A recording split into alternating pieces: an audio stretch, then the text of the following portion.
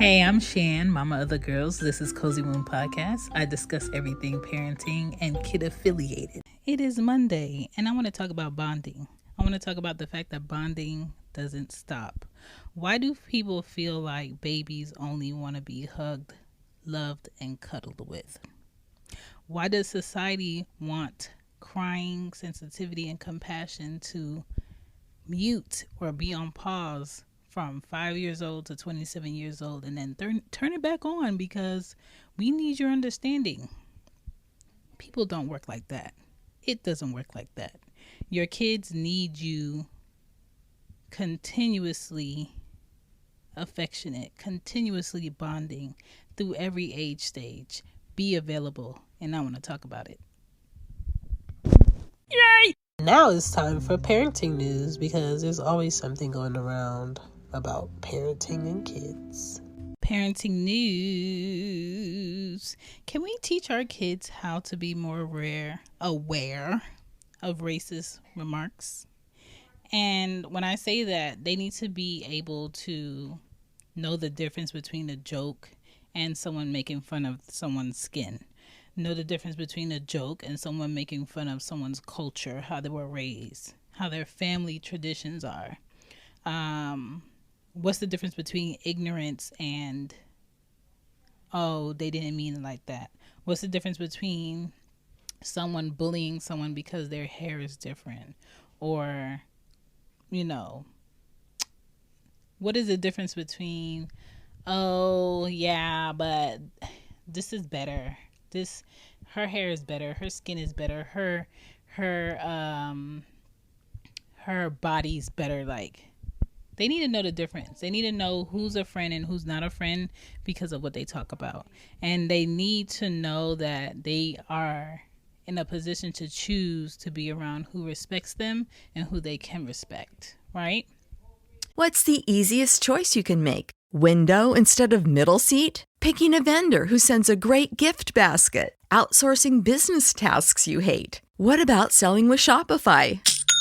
Whether you're selling a little or a lot, Shopify helps you do your thing, however you cha-ching. Shopify is the global commerce platform that helps you sell at every stage of your business. From the launch your online shop stage to the first real-life store stage, all the way to the did we just hit 1 million orders stage. Shopify's there to help you grow. Whether you're selling scented soap or offering outdoor outfits, Shopify helps you sell. Wherever and whatever you're selling, Shopify's got you covered. Sign up for a $1 per month trial period at shopify.com/try. Go to shopify.com/try now to grow your business, no matter what stage you're in. Shopify.com/try. I just see it too often. I see a lot of kids aloof and children who are projecting on purpose, children who are bullying because of differences, children who are exuding racism and not being called out about it. And I'm not specifically talking about one race over the other, one color, one ethnicity over the other. I'm talking about of it all. There's space for everyone, and there's nothing wrong with differences, but you can't bully someone in their differences. So seldomly but surely, I'm always teaching my children a double meaning in words. And when someone says something this way, it's racist. When someone says something in this way, that's called being prejudiced. And I live in the South. They have to know the difference. But I don't care where I would live. I would teach them that slowly but surely. Everything is not about race, but let's not act like the justification for a lot of the way that we get our news, a lot of the way that we get knowledge about our health is through the avenues of racism. And that's all I wanted to talk about today on Parenting News. I really want to get into this episode.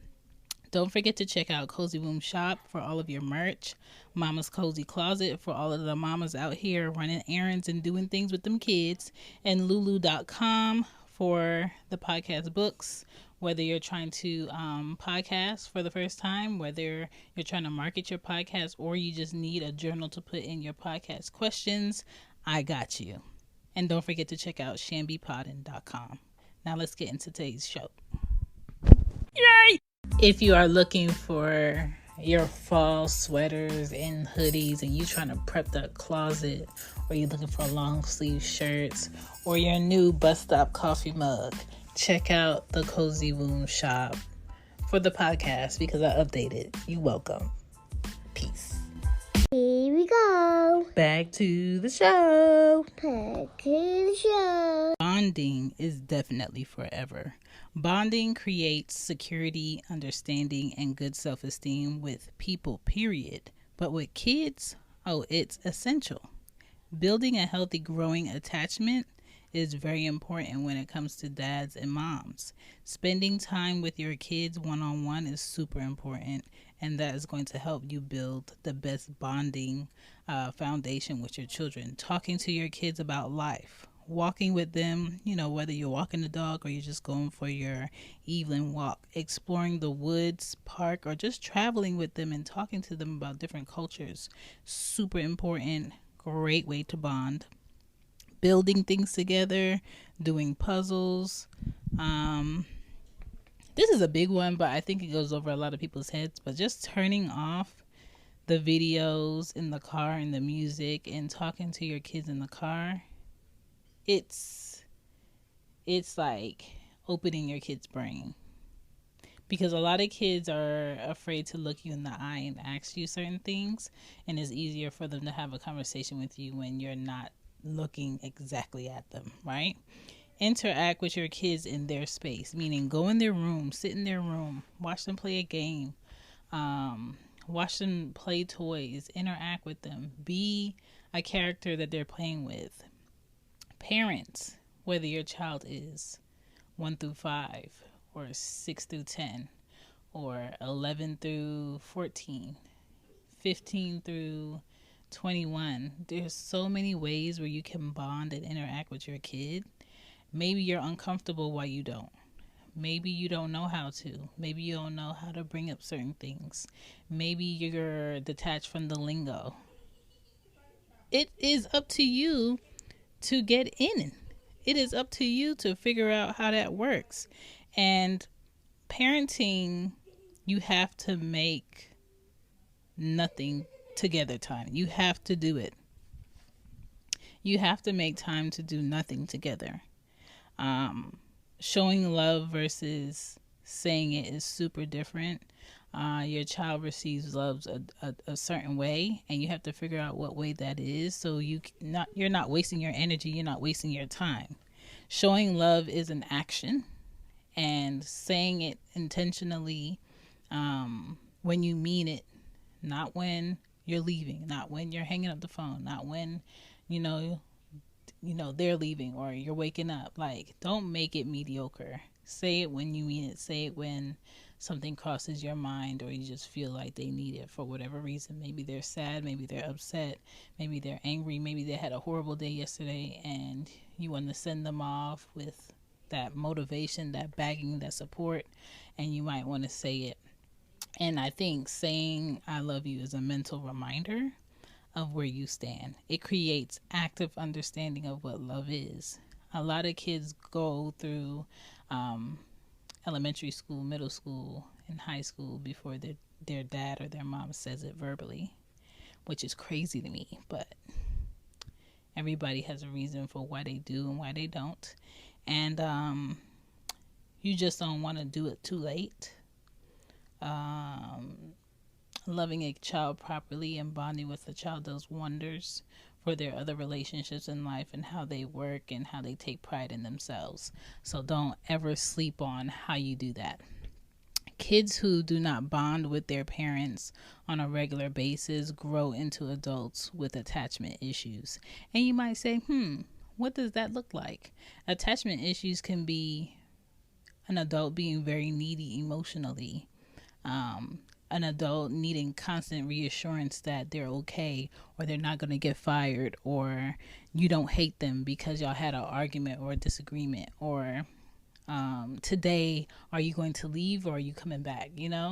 No affection for other people is a polar opposite of that, where how can you expect a person who've never built bonds to bond with another adult? and maybe going to therapy might help them. Maybe being with someone who has the patience to teach them what that looks like might help them. And sometimes people are not even open to learning what that is. A lot of people who have attachment issues have limited relationships that won't grow, where they get to a point and it's just stagnant. There's no evolving, right? Sometimes people with attachment issues have very, very high and low mood swings. When they do react to things, it's very intense. When things are really simple, and you shouldn't have to react that way to get a good result. And they usually take pride in doing high risk activity because it gives them an adrenaline rush. I hate that word. Or it just gives them like a feeling of power because they're doing something super risky, when in all actuality, if they really knew the love and the limits and how to prioritize themselves and their body, they wouldn't put themselves in harm's way all the time for attention or some type of feeling that they can't explain because no one explained it to them. So just remember that kids have a high sense of energy. A lot of babies go to certain people and like certain people who don't have kids, and that person doesn't understand why, because they pick up on energy. A lot of babies cry instantly when certain adults look at them because they pick up on energy. There is something called empath, people being an empath, and empath children are very observant and they pick up on other people's energy. So there are physical empaths and there are emotional empaths.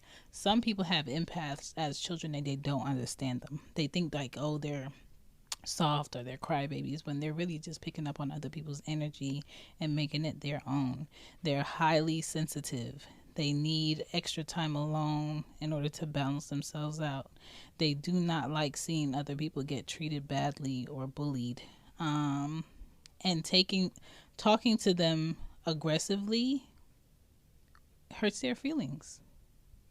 And a lot of us work with people where we can't talk to them a certain way, even though it's not aggressive, but it's more like constructive criticism. They start falling apart.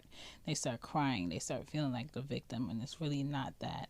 It's just that your parents never took you to the side and had a conversation with you. No one took you to the side to have a conversation with you about anything. And now this is so important and this is so like horrible, and it's really not.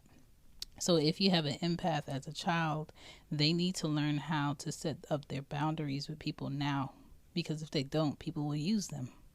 They need to learn how to soothe themselves instead of looking for other people to coddle them as adults. And they need to stay around happy, at peace people.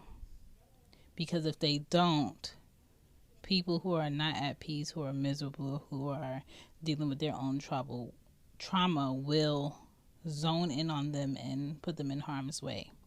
And so when it comes to bonding with your children, just remember, bonding does not stop. You bond with your child when they're in elementary school. You bond with your child when they're going to middle school and feeling under pressure of all of these different new responsibilities. You bond with your child when they're in high school and they're trying to make the best decisions on what they want to do and how they want to show up in society. You bond with your child when they're making that decision, do I want to go to college or do I want to just go get a job and travel? You bond with your child on a completely different level when they're in their 20s and they are responsible for them. You're like strictly like the voice guide. They're responsible for adult things. What they do as an adult can land them in prison. And you bond with your child on a completely different level when they become parents. So bonding is forever. Don't ever feel like, when you get to 18, I'm all done. We're never done. We're never done. Okay? So I hope you guys enjoyed the episode. Don't forget to bond with your kids. This was episode 25, and I will see you on Friday. Peace. Bye. Bye.